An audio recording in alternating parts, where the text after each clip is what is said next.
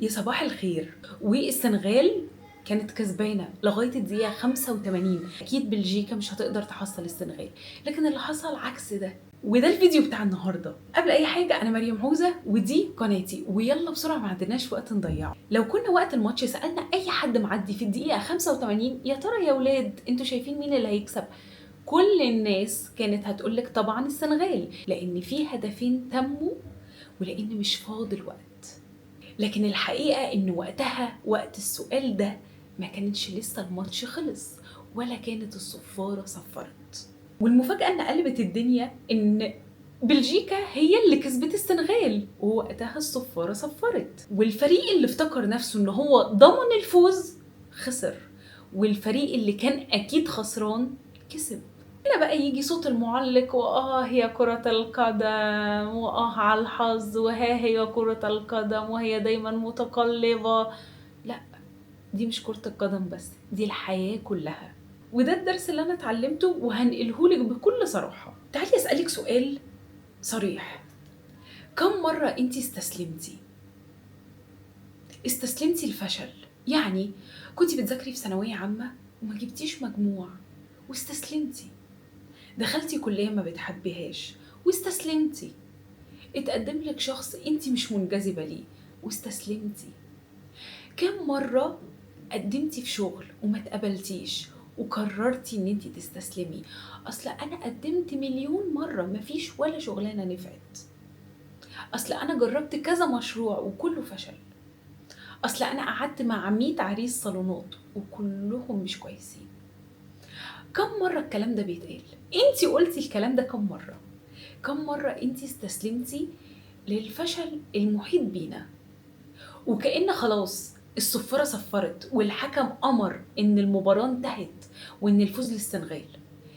انتي ليه حاطة نفسك في الحتة دي؟ ليه مخلية إن النهاية انتي اللي بتكتبيها عند الدقيقة 85؟ أنا مش هكمل الماتش.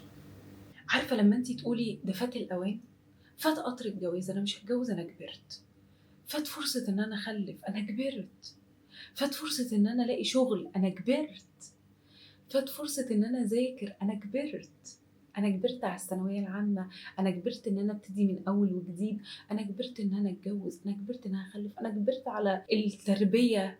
كل مرة بنشوف نفسنا كده إحنا بندوس الصفارة، بنقول خلاص الماتش انتهى أنا مش هكمل. لكن الصح إن طول ما أنتي موجودة لازم تحاولي ولازم تكملي ولازم تسعي. اوعي تفقدي الأمل في حاجة أنتي عايزاها. يعني والله انا عايزه يبقى عندي بيت، انا عايزه يبقى عندي بيت. الناس مش بتفهمني لما باجي اتكلم على الجواز والارتباط كأن هو ده اللي شاغل دماغ البنات كلها يا مريم. لا لا، مش هو ده اللي شاغل دماغ البنات كلها. في بنات عندها الشغل ده نمبر 1، في بنات عندها انها تكون اسره ده نمبر 1. انا واحده من البنات، انا واحده كنت في سن معين ما بفكرش خالص في الجواز، كنت في سن تاني ما بفكرش ابدا في الخلفه. دلوقتي انا بفكر مع كل بنت ان يا جماعه اتجوزوا، لان فكره ان انت يبقى عندك بيت، يبقى عندك اسره، يبقى عندك ولاد، دي هتغير حياتك كلها. الجواز والخلفه مش بس عشان انت تتجوزي وتخلفي والمجتمع طالب مننا كده، لا، والبيت اللي انت هتعمليه واللي انت هتبنيه طوبه طوبه. انت اللي هتختاري العفش بتاعك، انت اللي هتختاري لبسك، انت اللي هتختاري كل حاجه فيه، حتى ولادك انت اللي هتختاري تربيهم بالطريقه المعينه وتمنعي عنهم الحاجات اللي انت كنتي بتتاذي منها في بيتك، وتديهم الحاجات اللي انت كنتي بتحلمي بيها، وتلاقي نفسك بتحاولي تعيشيهم في مستوى احسن مليون مره من اللي انت عايشاه. دي حاجات جميله قوي.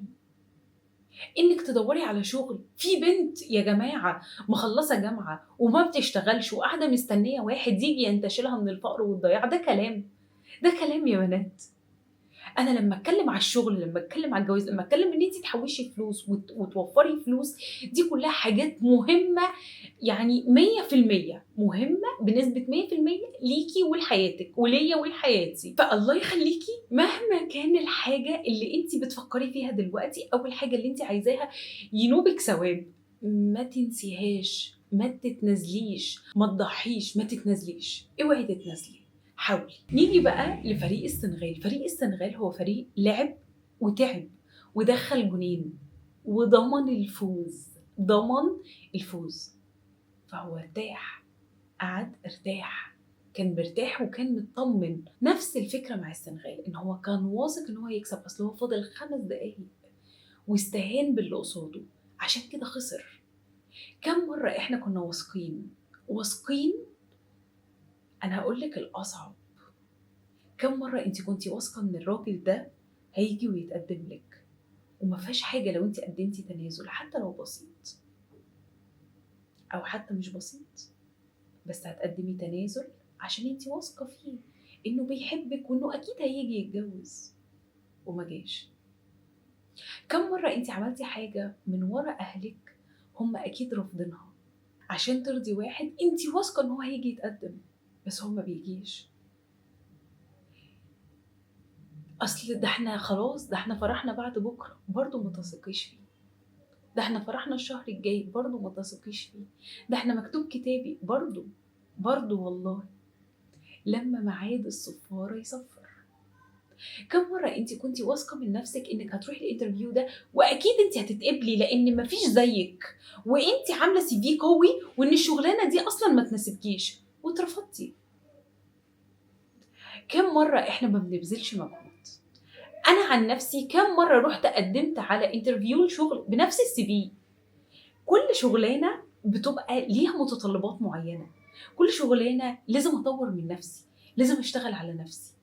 انا كم مرة استسهلت، ومقابل الاستسهال ده انا دفعت ثمنه اني اترفضت. طبعا الحياة عمرها ما هتكافئك لو انت ابتديتي في الاول صح، لو انت ذاكرتي نجحتي وعملتي وفي الاخر خلاص استسلمتي، عمرها ما هتكافئك. الحياة بتكافئ اللي بيوصل للنهاية، اللي بيكمل لغاية الدقيقة 90، ولو في شوطين تانيين هيكمل.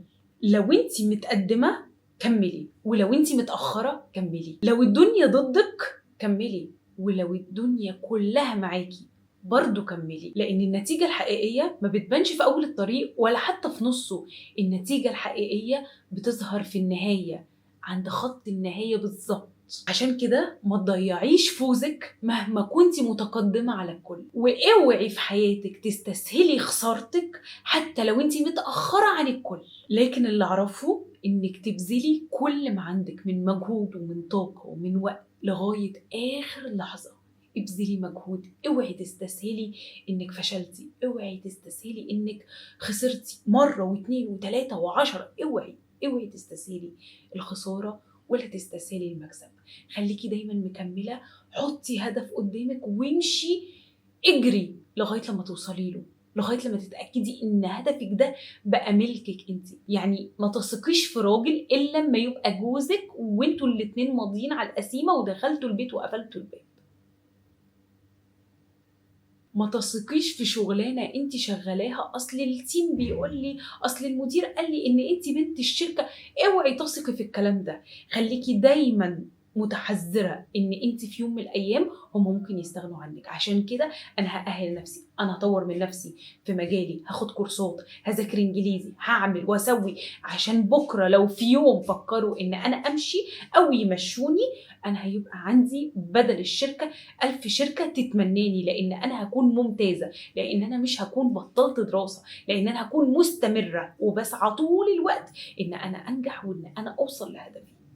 بس وخلي بالك إن دقيقة واحدة، قرار واحد، أو حتى آخر محاولة أنت بتفكري تعمليها، هي دي اللي ممكن تغير قصة حياتك كلها. فأرجوكي كملي في طريقك، مهما حصل كملي في طريقك وانجحي، عشان انتي تستاهلي تكوني فرحانة، تكوني فخورة بنفسك، مش عشان الناس يفخروا بيكي.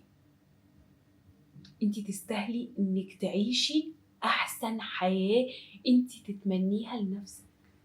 ما تبقيش قاعدة بتبصي للناس، ده كسب وده خسر وده نجح وده فشل ودي اتجوزت ودي اتطلقت، وانا فين؟ هفضل واقفة مكاني؟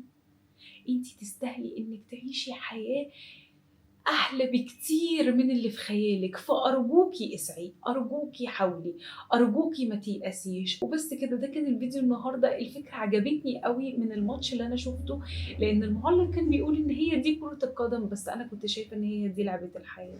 تكتبي لي تحت في التعليقات، أنتِ إمتى جيتِ عند نقطة معيّنة واستسلمتِ ولقيتِ إن دي كانت فعلًا هي اللي هتفرق في مصيرِك؟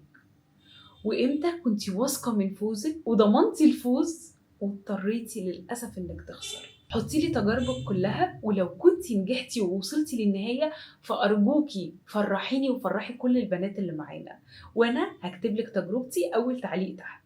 وبس كده، شكرًا جدًا على وقتِك.